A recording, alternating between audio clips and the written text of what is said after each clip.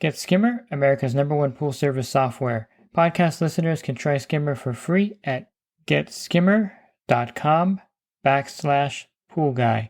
If you're looking to expand your pool service or get support out in the field, or if you just want one-on-one coaching, join my coaching program with over 270 members and growing. Learn more at poolguycoaching.com. The Pool Guy Podcast Show. The Pool Guy Podcast Show. The Pool Guy Podcast Show. Yeah! Hi, and welcome to the best of the Pool Guy Podcast Show. In this episode, I sit down with chemistry expert Bob Lowry, and we discuss how low pH will affect your pool. Bob Lowry, of course, was one of the leading pioneers in the pool industry. He passed away in 2021, but his legacy and also his teachings live on in the pool industry. And you're going to find a lot of great insight from these Best of the Pool Guy podcast shows with Bob Lowry. Pool Service Pro. Open a Leslie's wholesale account today and receive wholesale pricing on products you use every day. Leslie's Pool Supply offers convenient locations that are open 7 days a week. Another great benefit of opening a Leslie's wholesale account is Leslie's referral program. Get referred to a customer looking for weekly pool service. Save time and money and grow your pool service route and become a Leslie's Pro. Let's talk about something that we don't hear much about, but recently I had a member of my group. He had a vinyl pool that had a pH of 6, which probably would be lower than that in a lot of cases, depending on the test kit he was using. And low pH typically is not a problem you hear about. High pH is something that we hear about a lot more, but low pH can be a big problem also. What happens if the pH gets too low in a pool for a long period of time? Well, when the pH is low, the water gets to be what we say is corrosive or aggressive, and it can in a plaster pool, it can dissolve or start to etch the plaster, and so you get the plaster, instead of being real nice and smooth, becomes kind of rough. So we get etched plaster, we get corrosion of equipment. So the metallic parts that are in the any of the components in the system, whether it's the heater header or the impeller on the pump or whatever is in metal in the pool can start to dissolve also. And then the dissolved metal gets into the water and it is invisible until it gets to a certain level.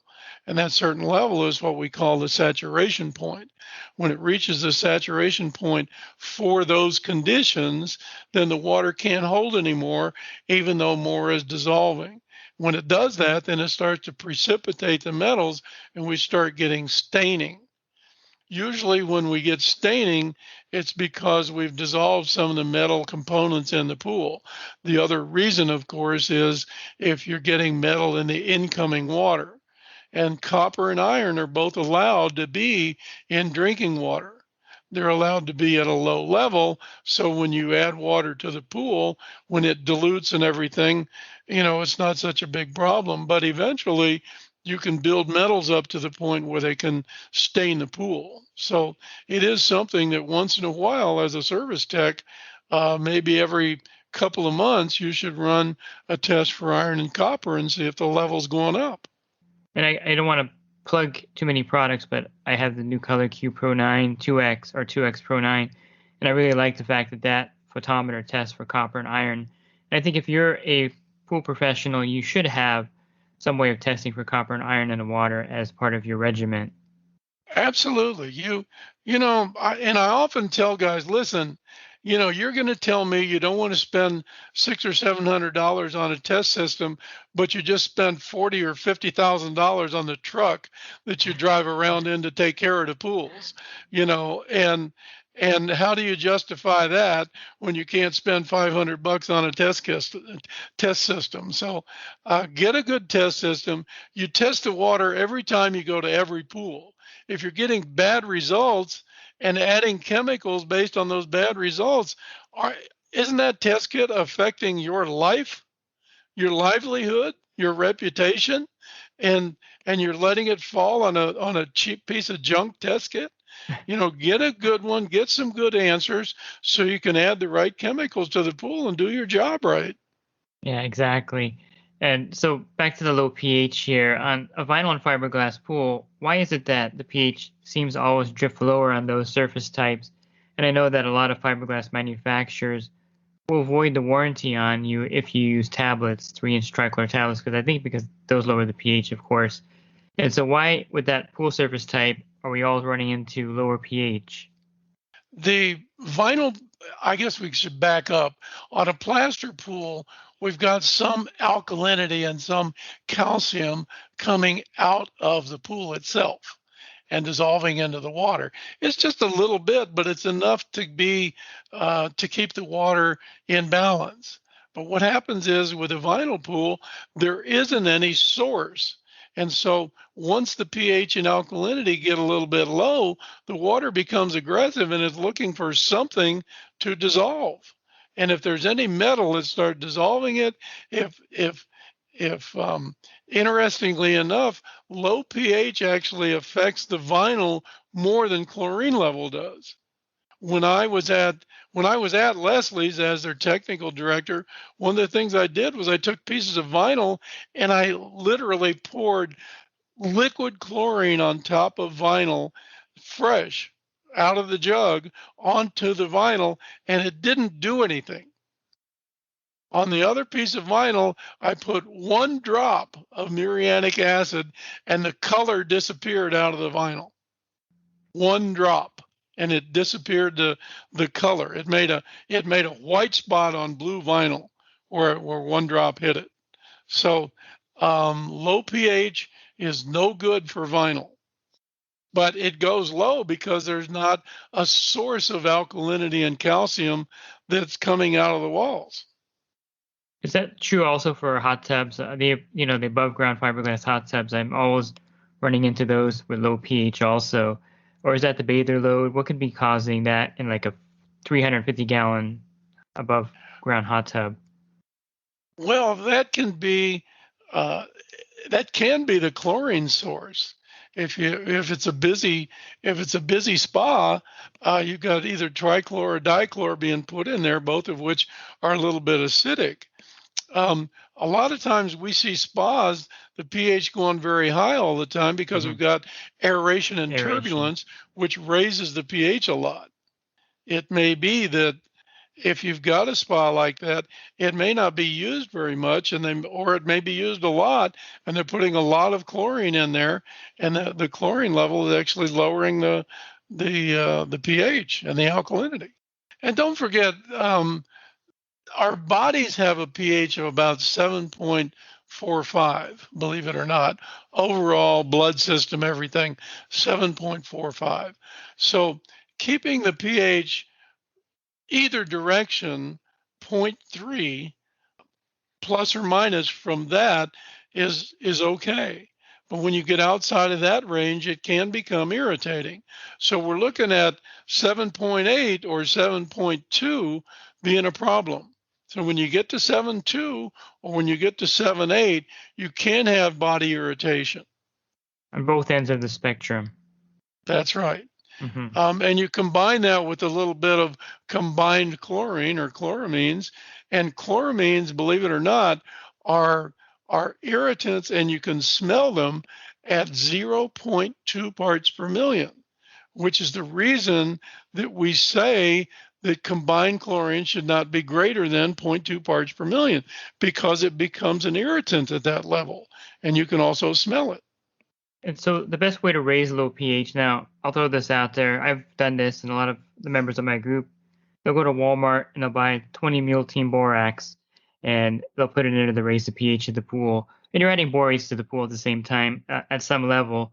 But what's the best way to raise the pH? I think the borax product, in my opinion, is a great way to do it if it's really low and you're wanting to raise the pH. But you wouldn't be using baking soda. That's a lot of people are selling that as something that raises pH. I know even on the bag of the baking soda, if you buy the 10-pound bag at Costco, it'll have it says, the raised pH, add this to the pool, but that's a misnomer, right? Yeah, it really is. Bicarb, so that you can get a little bit of an understanding, the strongest solution you could make of bicarb would have a pH of 8.3. So that's the highest it can go. Even if you put a whole bag of bicarb in your spa, the pH isn't going to go over 8.3. And you can see if your pH was already 7.2 or 7.4, if you added some bicarb to the water, it's really not going to change the pH very much, because it's not very strong. Soda ash has a pH of 13. So when you add it, there's a big difference between 7.5 and 13. So it raised the pH a lot. But bicarb does not raise the pH unless the pH is very low. If the pH was, say, 6.8 and you put in some bicarb, it's going to raise the pH, but not very much. If you added enough to get the alkalinity to the right spot, the pH would still be low. Mm-hmm. So you can't use bicarb to raise the pH. If you ever get the pH below about 5, you can't put bicarb in anyway. It won't raise the pH at all, because below a pH of 5, when you put bicarb in, it gases off as CO2. And so it doesn't work. In any case, I would not use bicarb to raise pH at all. You can use borax. It adds a little bit to alkalinity. Borax has a pH of about 9.2. So when you add it, it raises the pH more than bicarb would, but less than what soda ash might. Mm-hmm. And it doesn't appear to affect your alkalinity much, but as you might have guessed, we make an adjustment to the saturation index for cyanuric acid. There is also an adjustment you have to make to the saturation index for borate. If you do put borates in your pool, your alkalinity figure your total alkalinity reading is actually lower than you think it is. Is there a percentage number for that, like offhand? No, it doesn't work that way. It does for cyanuric acid. Yeah. We can use basically 1/3, but because it's a buffer to keep the pH from going high, the higher the pH, the more it affects it. At a pH of 7.5, if 50 parts per million of borate would only affect the reading by about 6 or 7 parts per million. But as you get up to 7, 8, or 8, now it affects it about 20. And if you get up above 8.2, it affects it about 40. And we should also mention that soda ash also raises alkalinity as well as pH. Yes, and it raises it ounce per ounce. It raises it more than bicarb does. Mm-hmm. So if you have a pool with low alkalinity and low pH, the soda ash is perfect. That's right. That's right. When you need to raise both, use soda ash, and when you need to just raise alkalinity, use bicarb. Mm-hmm. But don't forget that you can aerate to raise pH. Yeah. And so a lot of times I tell people, listen, if your pH is low and your alkalinity is low, you can add just bicarb to get to the exact alkalinity that you want. And then aerate till you get to pH of 7.5, and you'll have a perfectly balanced pool. Yeah. So if you have a hot tub that has a really low pH, let's say it's at 6, and the alkalinity is at 40, put some baking soda in there, and then turn that thing on and let it run for a couple hours. That's right.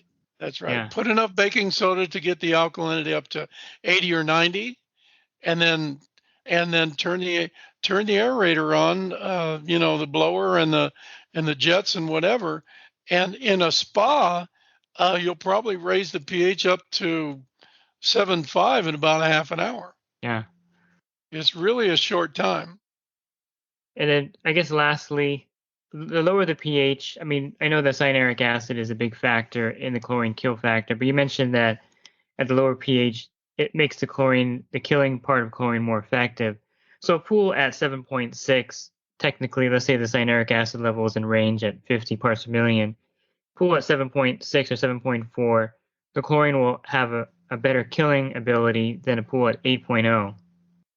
You know, probably not, because we used to believe that all of the chlorine was, subject to that fraction that I told you, 50% Hmm. HOCl and 50% OCl minus. But the problem is that when 97% of the chlorine is bound to cyanuric acid, and you've only got 3%, it changes things a little bit, because the concentration of cyanuric acid and the concentration of chlorine changes that 3% figure. It almost doesn't matter as far as it being effective. The real important thing is to get the proper level of chlorine in there. So it doesn't necessarily affect the killing power of 7.5 versus 7.8. The killing power is not going to be that much different, but you need to have enough chlorine in there to prevent the algae. And again, it goes back to that percentage, rather than doing what the pool stores say and keeping 2 to 4 parts per million of chlorine in the water. It doesn't always work. It is 2 to 4, but you're going to find in most cases that the minimum level needs to be nearer to 4 than it does 2. Yeah, so the guys that are obsessed about keeping the pH at 7.4, 7.6, they're pretty much, it's not making a big difference. I think in the old days, we're always taught that a high pH makes the chlorine less effective, but that's And the old yes, and days. we believe that, because as the pH goes up, the effectiveness of the chlorine goes down. Hmm.